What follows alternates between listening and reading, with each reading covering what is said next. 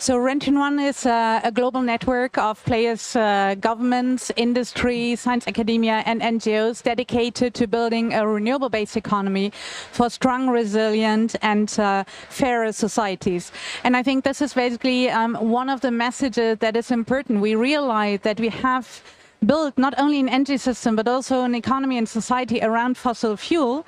And today, renewable energy needs to be the governing or setting the governing rules. And this is the first approach. It's not only about changing the energy system and the grid infrastructure, but it is also about creating the enabling environment and really developing the economy and society around it. Local, regional, national, and international levels all have distinct roles in this implementation and improvement of grids.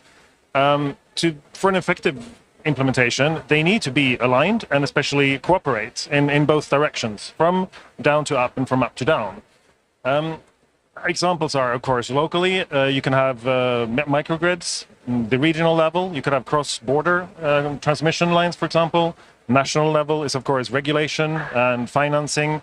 And international, which is here in Belém, you have, for example, common goals that will set the direction for actors on all levels, but you would also have real commitments. What we, for example, would like to see here is a roadmap to phase out fossil fuels, which are in the making.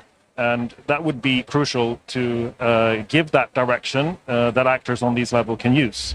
I will start maybe with a scenario that we already see today in our grids. E.ON is one of Europe's largest DSO, and in our grids it is where the energy transition is happening, right? In some regions, at peak times, we already see today 700% renewable energy feeding into our grids compared to the peak demand that we have in these hours, especially in summer, when we have a lot of solar feeding into the grid.